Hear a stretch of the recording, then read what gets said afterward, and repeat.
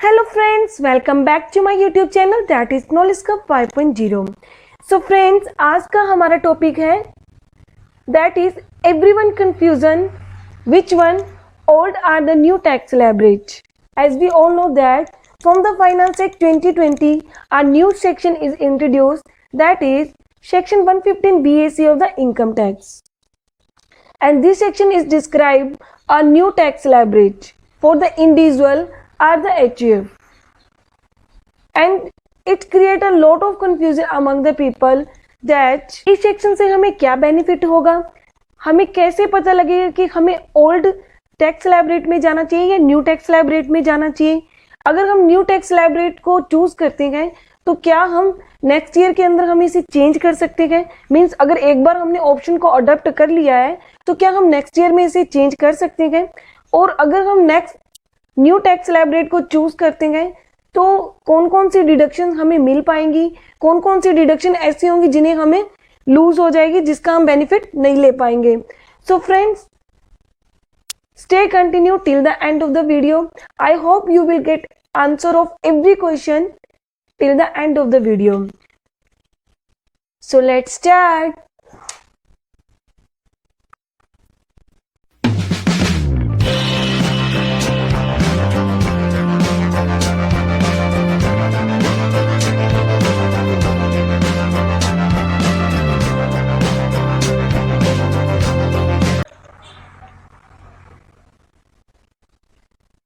So as per the section 115 BAC that is new tax rate क्या है, up to 250 it's a nil, 250 to 5 lakh 5%, 5 lakh to 750 10%, 750 to 10 15%, 10 to 1250 that is 20%, and 1250 to 15 that is 25%, and above 15 lakh that is 30%. Got it? तो यहाँ पे जो increment हो रहा है वो कितना हो रहा है 5% का, और यहाँ पे जो इंक्रीमेंट हो रहा है वो कितना हो रहा है 2.5 लाख का। Got it? मतलब 250 का अगर इंक्रीमेंट होगा तो उसमें क्या होगा 5% की टैक्स रेट इंक्रीज हो जाएगी। ठीक है, that is the new tax slab rate for the individual or the HUF under the section 115 BAC जो कि फाइनेंस एक्ट 2020 से इंट्रोड्यूस करा गया था। ठीक है,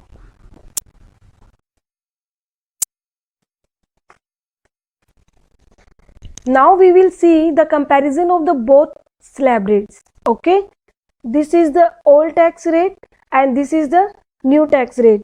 ठीक है, तो हमने जब न्यू टैक्स स्लैब रेट देखी थी लास्ट स्लाइड के अंदर, उसमें हमने ये देखा कि 250 का इंक्रीमेंट होते ही 5% की जो टैक्स रेट थी हमारी इंक्रीज हो रही थी। ठीक है, तो अगर मान लो 250 तक जाएंगे तो दोनों में ही नील है, कोई डिफरेंस नहीं है। 250 टू 5 लाख तक भी कोई डिफरेंस नहीं है। ठीक है, लेकिन हमें पता है कि ओल्ड स्लैब रेट में तो क्या है कि 5 लाख से अबव होती कितनी रेट लगती थी 20%, लेकिन अगर न्यू टैक्स रेट के अंदर जाएंगे तो वहाँ पे 10% है। 750 टू 10 में भी ऐसा ही है, यहाँ पे 20 है, यहाँ पे 15 है। 10 लाख से अबव जाते ही ओल्ड टैक्स रेट में तो क्या हो जाएगा 30% की स्लैब रेट लग जाएगी, लेकिन इसमें क्या अलग अलग रेट्स है, 20 होगी, 25 होगी, 30 होगी। ठीक है, तो अब हमने क्या देखा, कंपैरिजन देखा बहुत दोनों स्लैब रेट्स का। ठीक है, अब अगर हमें रिटर्न्स भरनी होगी तो अब हमें एक कंफ्यूजन रहेगा कि अभी हमें, क्योंकि देखो अगर मान लो सीधा हम देखें तो 7.5 से अगर मान लो 10 लाख के बीच में इनकम हमारी है तो ओल्ड टैक्स रेट में जाएंगे तो 20% लग रहा है और न्यू टैक्स रेट में जाएंगे तो 15% लग रहा है। ठीक है, तो अगर हम न्यू टैक्स रेट को अगर अडॉप्ट करते हैं तो बहुत सारे ऐसे बेनिफिट है जिनका हम फायदा ले ही नहीं पाएंगे। ठीक है, वो हमें छोड़ने पड़ेंगे। तो हमें क्या होगा कि दोनों का अच्छे से एनालिसिस करना होगा कि हमें इनको कौन सी रेट को कौन सी टैक्स स्लैब रेट को हमें अडॉप्ट करना चाहिए। Got it? वो हम नेक्स्ट स्लाइड्स के अंदर देखेंगे।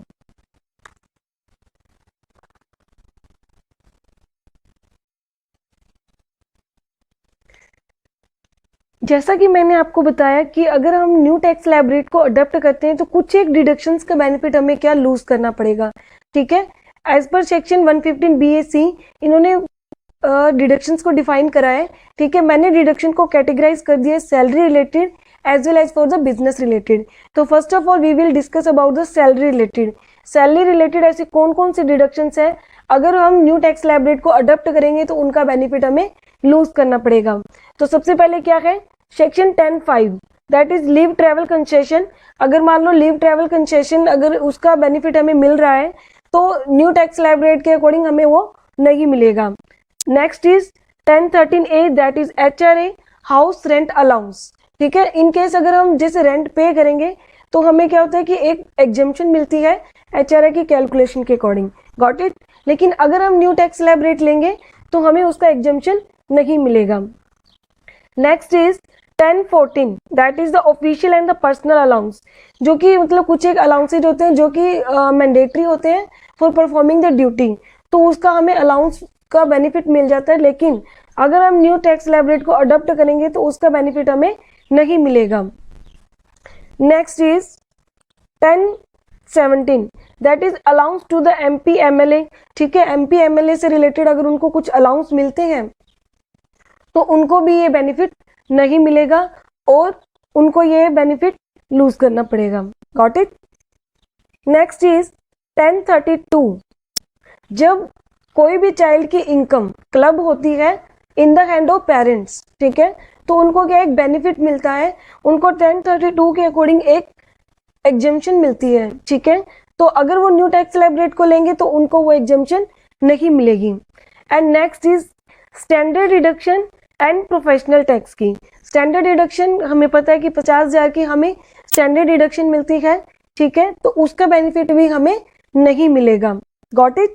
तो सैलरी रिलेटेड कौन कौन सी होगी, सेक्शन 10(5) लीव ट्रेवल कंसेशन हो गया है, HRA का छूट हमें नहीं मिलेगा, ऑफिशियल एंड पर्सनल अलाउंस उसका बेनिफिट नहीं मिलेगा, MP और MLA को अगर कोई अलाउंस मिलते हैं तो उनको भी बेनिफिट नहीं मिलेगा, माइनर चाइल्ड की इनकम अगर क्लब होती है, ठीक है, तो उसमें जो एग्जेम्पशन मिलती है वो नहीं मिलेगी, स्टैंडर्ड डिडक्शन भी हमें नहीं मिलेगी।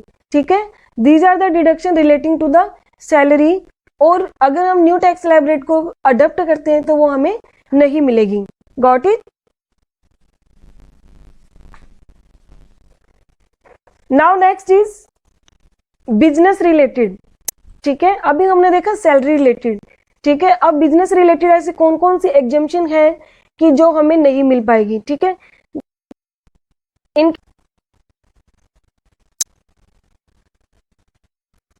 in business related deductions I have categorized in manufacturing business and normal business। ठीक है, मैन्युफैक्चरिंग बिजनेस से रिलेटेड जो डिडक्शंस हैं ये हम इनको अलग से देखेंगे। ठीक है, और ये है हमारी नॉर्मल बिजनेस से रिलेटेड।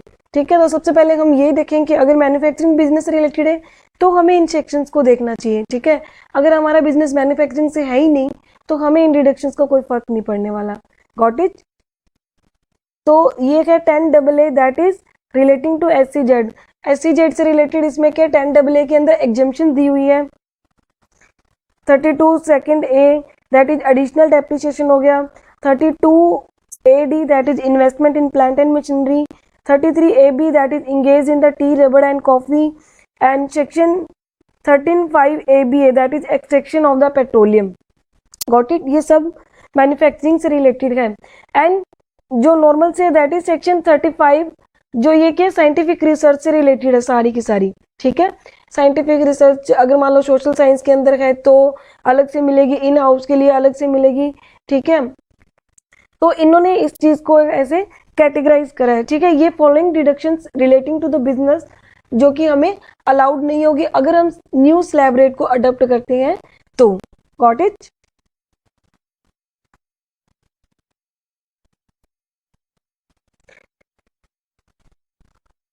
अब हम देखेंगे कॉमन डिडक्शन। ठीक है, चाहे वो सैलरी वाला पर्सन हो चाहे वो बिजनेस वाला पर्सन हो, ये दोनों के लिए ही अवेलेबल नहीं है। ठीक है, ये कॉमन डिडक्शन है। सबसे पहले कौन सी डिडक्शन है, इंटरेस्ट ऑन हाउस लोन, जो कि हम 2 लाख तक की डिडक्शन लेते हैं। ठीक है, इंटरेस्ट ऑन हाउस लोन वो डिडक्शन हमें नहीं मिल पाएगी। ठीक है, चाहे हम सैलरीड पर्सन हो चाहे हम बिजनेस पर्सन हो, got it. 57(2)A that is deduction for the family pension. ठीक है, फैमिली पेंशन की अगर कोई डिडक्शन हमें मिल रही है तो वो नहीं मिल पाएगी। चैप्टर 6A की डिडक्शन हमें नहीं मिलेगी। ठीक है, चैप्टर 6A ATC, ATD, ठीक है, ATTTA, इन सब की डिडक्शन हमें नहीं मिलेगी। इसमें भी एक्सेप्शन है। सबसे पहला एक्सेप्शन है section 80CCD2, that is employers contribution towards the pension. अगर एम्प्लॉयर का कंट्रीब्यूशन टुवर्ड्स द पेंशन है तो हमारी क्या होगी, वो उसका डिडक्शन हमें नहीं मिल उसका डिडक्शन हमें मिल जाएगा, because this is the exception to the chapter 6 deduction. ठीक है, चैप्टर 6 की डिडक्शन हमें नहीं मिलेगी, लेकिन ये डिडक्शन हमें फिर भी मिल जाएगी अगर हम न्यू टैक्स स्लैब रेट को अडॉप्ट करते हैं तो। Got it. और एक दूसरी और क्या है, 80JJAA, that is additional employees की कॉस्ट के ऊपर जो हमें बेनिफिट मिलता है वो भी हमें मिल जाएगा अगर हम न्यू टैक्स स्लैब रेट को अडॉप्ट करते हैं तो भी। Got it. तो कौन कौन सी डिडक्शन होगी, इंटरेस्ट ऑन हाउस लोन नहीं मिलेगी, डिडक्शन ऑन फैमिली पेंशन नहीं मिलेगी, deduction under the chapter 6A नहीं मिलेगी, लेकिन इसमें एक्सेप्शन है, मतलब वो हमें मिल जाएगी 80CCD2, that is employees contribution towards the pension, and 80JJAA, that is additional employees cost. उसके ऊपर हमें न्यू टैक्स स्लैब रेट के अंदर भी इनका बेनिफिट मिल जाएगा। Got it.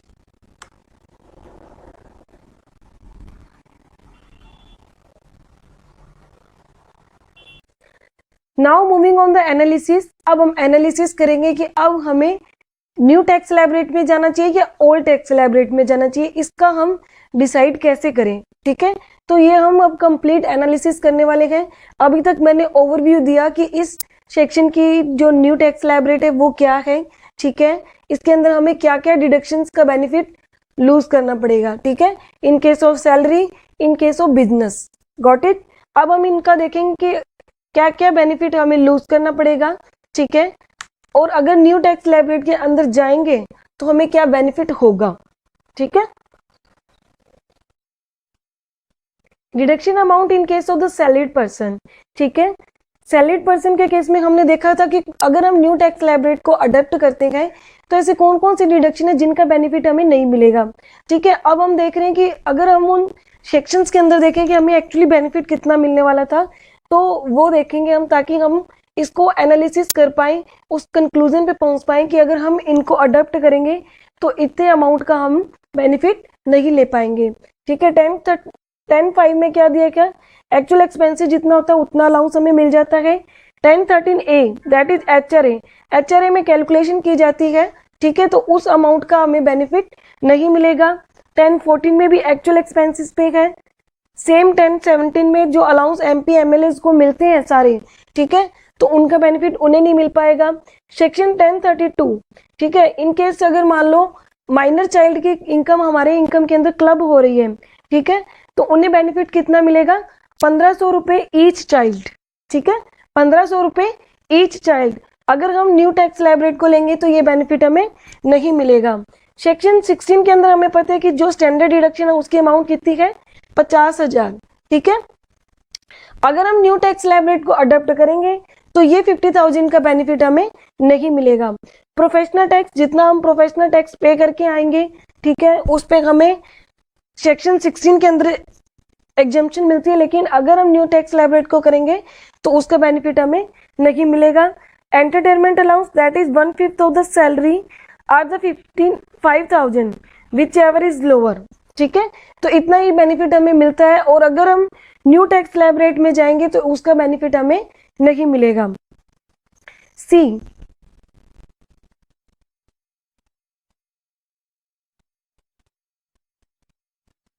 अगर हमारे पास कोई डिडक्शन है, सी, अगर आपके पास कोई डिडक्शन नहीं है, ठीक है, मीन्स अगर आपको कोई HRA का अलाउंस नहीं मिल रहा है, ठीक है, आपको कोई एंटरटेनमेंट अलाउंस नहीं मिल रहा है, ठीक है, और इसके अलावा कोई MP MLA से रिलेटेड नहीं है, मतलब अगर आप इन एग्जम्पशन के क्राइटेरिया में फॉल नहीं हो रहे हो और आपने कोई इन्वेस्टमेंट भी नहीं करी है, ठीक है, मतलब विदाउट डिडक्शन है, तो no doubt new tax rate ही आपके लिए बेनिफिट रहेगी, क्योंकि न्यू टैक्स इसके अंदर जो रेट्स हैं वो कम दी गई है। ठीक है, न्यू टैक्स स्लैब रेट के अंदर इसकी जो रेट्स है वो ज़्यादा है, क्योंकि इसके अंदर एग्जम्पशंस भी दी गई हैं, इसमें डिडक्शंस का भी बेनिफिट दिया गया है। ठीक है, तो ये हम क्या करेंगे, अगर हम विदाउट डिडक्शन हैं, तो definitely new tax slab rate के लिए जाना चाहिए। इसके अलावा हमें और कुछ सोचना ही नहीं चाहिए, ठीक है। लेकिन इन केस अगर हमारे पास डिडक्शंस भी है, एग्जम्पशन भी हमें कुछ मिल सकती है, तो हमें इनको कंसीडर करना चाहिए। Got it?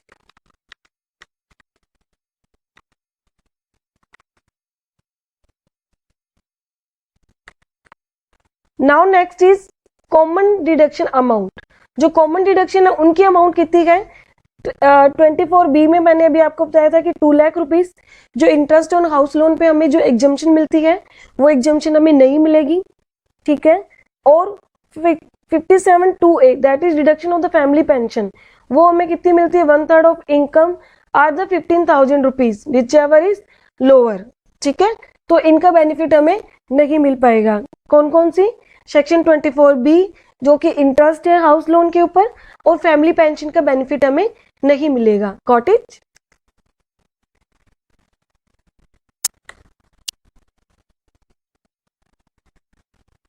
In the last videos that chapter 6A deduction will not be allowed if we adopt the new slab rate, ठीक है। अगर न्यू स्लैब रेट को अडोप्ट करेंगे तो हमें chapter 6A that is 80C, 80D, 80TTA, 80G इनका deduction नहीं मिलेगा। लेकिन उसमें एक्सेप्शन भी है, 80CCD2 दैट इज अगर एम्प्लॉयर्स का कंट्रीब्यूशन टुवर्ड्स द पेंशन हो तो मिल जाएगा। 80JJAA that is employers additional cost के ऊपर भी हमें डिडक्शन मिल जाएगा। वो अगर हम न्यू स्लैब रेट करेंगे तो भी मिल जाएगा, ओल्ड होगा तो भी मिल जाएगा, ठीक है। तो अब हम ये देख रहे हैं कि डिडक्शंस पे कितना अमाउंट है जिसका बेनिफिट हम लूज कर देंगे। 80C में, 80D में हमें पता है, ठीक है। 80D में हमें कितना बेनिफिट मिलता है? 25K normally. In case of senior citizen 50K मिलता है, ठीक है। और पेरेंट्स के लिए भी मिलता है 25K। तो ये वेरी करता है person to person. Got it? Standard deduction जो कि 50K है, ठीक है। 50K दैट इज जो स्टैंडर्ड डिडक्शन सेक्शन 16 की थी वो हमें नहीं मिलेगी। सेक्शन 80 TTA, TTB, ठीक है, जो कि 40,000 और 50K है, क्योंकि TTA है वो अदर देन सीनियर सिटीजन है और TTB है जो सीनियर सिटीजन के लिए है। Got it? 80G में कोई लिमिट नहीं है, ठीक है। डोनेशन के ऊपर हमें डिडक्शन मिलती है, वो रिस्ट्रिक्टेड जरूर रहती है लेकिन वैसे कोई लिमिट नहीं है कि हम कितना कर सकते हैं। Got it? 10% of the income GTI का वो कर सकते हैं, वो रिस्ट्रिक्टेड होते हैं तो, ठीक है। इसमें 2 कैटेगराइज होते हैं। 80CCD जो कि हम एडिशनल एम्प्लॉयज का कंट्रीब्यूशन होता है, ठीक है, NPS के अंदर, तो उनको 50K का मतलब 50,000 का उनको अलग से डिडक्शन मिलता है।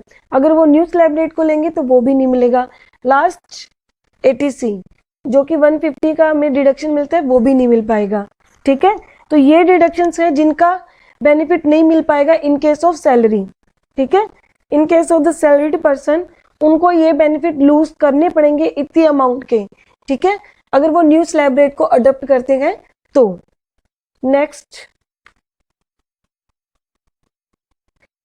अब हम देखने जा रहे हैं break even point. Break even point का मतलब क्या है कि कितनी अगर सैलरी हो तो उसके ऊपर हमें टैक्स लगेगा ही नहीं।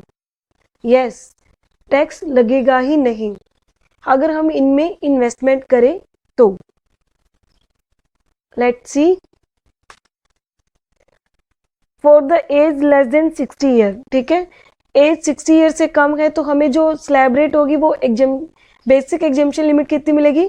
250 का। लेकिन हमें पता है कि 87A का डिडक्शन मिल जाता है अगर हमारी इनकम 5 लाख से कम हो तो, ठीक है, 5 लाख से एक्सीड नहीं होती है तो हमें 87A में 12,500 का डिडक्शन मिलता है।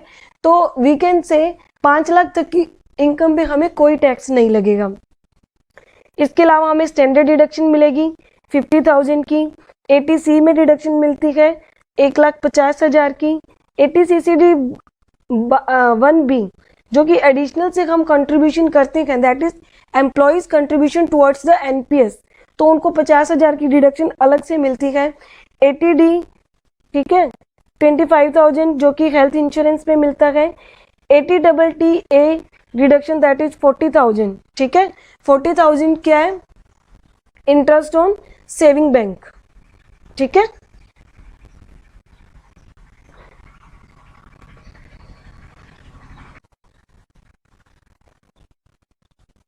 और अगर हम इनका टोटल करेंगे तो वो ये कितना बन जाएगा, 8,15,000। Got it. अभी हम ATG के अंदर भी इन्वेस्ट कर सकते हैं, ठीक है। ATG के अंदर क्या होते हैं, कुछ एक सब्जेक्ट टू लिमिट होते हैं और कुछ क्या होते हैं विदाउट रिस्ट्रिक्शन होते हैं, ठीक है। जैसे मान लो कुछ एक, जैसे मान लो ये हमने प्रधानमंत्री की कोई भी योजना के अंदर करते हैं, जैसे अभी ये कोरोना काल में जो हम कंट्रीब्यूशन करें ATG के अंदर, तो उसका हमें फुली डिडक्शन मिलता है, ठीक है। तो ATG के सब्जेक्ट टू अगर जितना हम उसके अंदर इन्वेस्ट करेंगे उतनी डिडक्शन हमें और मिल जाएगी, ठीक है। तो इतनी अमाउंट तक, क्योंकि ये सब एग्जाम्प्ट होने के बाद ये कितने आ जाएंगे, 5 लाख आ जाएगा।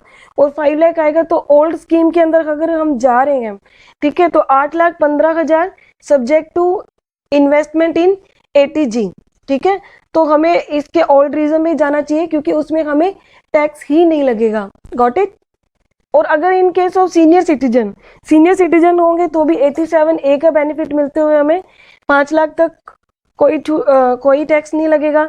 वही सेम डिडक्शन उनको मिलेगी, 80C की मिलेगी, 80CCB की मिलेगी, हाँ 80D की इनको डिडक्शन 50,000 की मिलेगी। Got it. और हाँ, in case of the less than 60 year में अगर वो पेरेंट्स के लिए करते हैं, ठीक है, अगर वो पेरेंट्स के लिए भी इंश्योरेंस करवाते हैं, हेल्थ इंश्योरेंस, तो उनको 25% और 25,000 और का उनको बेनिफिट मिल जाएगा, ठीक है। और इसमें 50,000 है, सीनियर सिटीजन के केस में उनको 50,000 का मिलेगा, ठीक है। तो ये भी सब्जेक्ट टू 50,000 और है इसके अंदर, ठीक है। और इसके अंदर TTB में 50,000 का मिलेगा, तो 8,50,000 का मोटा मोटी इसमें बेनिफिट मिल जाएगा।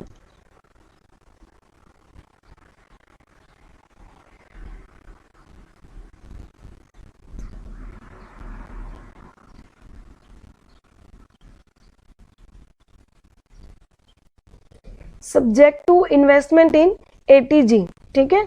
ATG के अंदर वो डिडक्शन, ATG के अंदर अगर मान लो उन्होंने डोनेट करा हुआ है तो उनको भी वो बेनिफिट मिल जाएगा, ठीक है। अगर इस देखो 9 लाख तक, जैसे कि हमने इसमें देखा 815 हो गया, 850 हो गया, तो इस अमाउंट तक हमें ओल्ड रीजन में ही जाना चाहिए क्योंकि उसके ऊपर तो हमें टैक्स ही नहीं लगने वाला, ठीक है।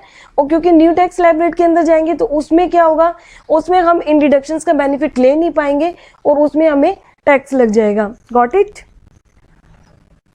तो अगर हमारी इनकम इतनी है, ठीक है, सब्जेक्ट टू इसमें 50,000 इसमें और ऐड हो सकता है था हेल्थ इंश्योरेंस में ही, एंड ATG का हो गया, ठीक है।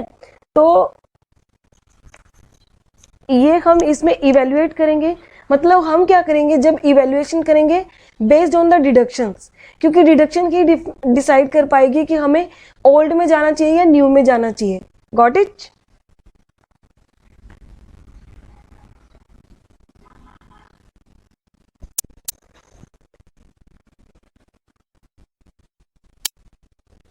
सम clarification are given for the section 115 BAC, that is कि हमें इस सेक्शन को कब ऑप्ट करना चाहिए। एक बार हमने ऑप्ट कर लिया है तो क्या हम इससे विड्रॉ कर सकते हैं या नहीं कर सकते, तो ये क्लैरिफिकेशन के थ्रू बताया गया, ठीक है। क्या कहा गया, circular number 1 of the 2020 that is dated 30th of April, ठीक है। उसके अंदर क्या कहा गया कि we can opt this section every year based on our calculation, कि हम इस सेक्शन को हर साल ऑप्ट कर सकते हैं, हर साल इसमें विड्रॉ कर सकते हैं, लेकिन कौन सी इनकम के लिए, अदर देन बिजनेस इनकम के लिए, ठीक है। अगर बिजनेस इनकम होगी तो उसके लिए अलग से कंसेप्ट है, ठीक है। तो उसका हम जब बिजनेस की इनकम के बारे में की वीडियो के अंदर डिस्कस करेंगे, क्योंकि मैं उसके लिए एक सेपरेट वीडियो बना रही हूँ, ठीक है। तो उस वीडियो के अंदर हम डिस्कस करेंगे कि बिजनेस इनकम के केस में क्या होगा, ठीक है। तो सैलरी इनकम के केस में क्या होगा कि हम अपनी कैलकुलेशन के हिसाब से न्यू या ओल्ड स्कीम में जा सकते हैं, कोई रिस्ट्रिक्शन नहीं है। इस साल हमने ऑप्ट कर लिया, अगले साल हम ऑप्ट ना करें, ठीक है। तो ये बेस्ड ऑन आवर कैलकुलेशन है, ठीक है, ऐसा कोई मैंडेटरी नहीं है कि एक बार हमने ले लिया तो इस सेक्शन को हमें लेना ही पड़ेगा। एक जो और कंफ्यूजन लोगों के माइंड में आ रहा था वो था रिगार्डिंग द टीडीएस। ठीक है, अब क्या था कि सैलरी के केस में टीडीएस उनको काटना होता है क्योंकि इसमें तो स्लैब रेट के ऊपर चलता है। ठीक है, अब उनको ये था कि टीडीएस वो जो उनको डिडक्ट करना है, वो जो एम्प्लॉय होगा वो ओल्ड स्कीम ले रहा है या न्यू स्कीम ले रहा है, वो उन्हें कैसे पता लगेगा। ठीक है, अब उनको जो टीडीएस काटना चाहिए वो न्यू स्कीम में ही काटना चाहिए या ओल्ड स्कीम में काटना चाहिए। तो पर्सन क्या कर सकता है, इंटीमेट कर सकता है डिडक्टर को, being is employer, intention about each previous year. मतलब वो हर साल अपनी उसकी डिक्लेरेशन दे देगा कि वो न्यू स्कीम में जाना चाह रहा है या ओल्ड स्कीम में जाना चाह रहा है। ठीक है, based on declaration that is made by the employ, तो उस हिसाब से एम्प्लॉयर क्या होगा, उसका टीडीएस डिडक्ट कर लेगा। Got it. और अगर उसने इंटीमेशन नहीं दी है, अगर उसने इंटीमेशन नहीं दी है तो ये मान लिया जाएगा कि जो एम्प्लॉय है वो क्या करना चाह रहा है, वो ओल्ड स्कीम में ही जाना चाह रहे हैं। ठीक है, तो मतलब इस सेक्शन को हम ऑप्ट नहीं करेंगे, ऐसा माना जाएगा। Got it.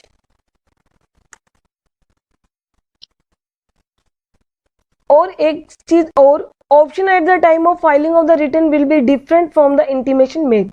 अब ये नहीं है कि एक क्वेरी ये भी थी कि इन केस अगर हमने मान लो मतलब एम्प्लॉयर को क्या डिक्लेरेशन दे दिया, इंटीमेट कर दिया है कि हम न्यू स्कीम में जाना चाह रहे हैं, लेकिन जब हम रिटर्न फाइल करने वाले टाइम में आए तो अब हमें लग रहा था कि नहीं, हमें ओल्ड स्कीम ही ज़्यादा बेटर है।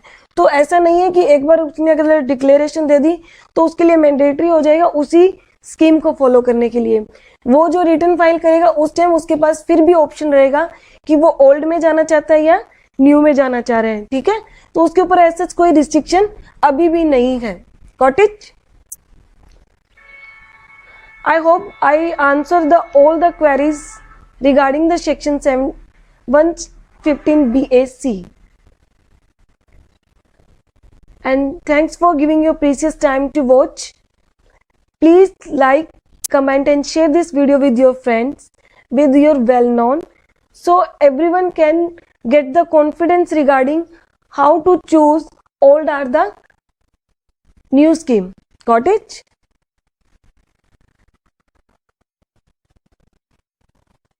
Thank you.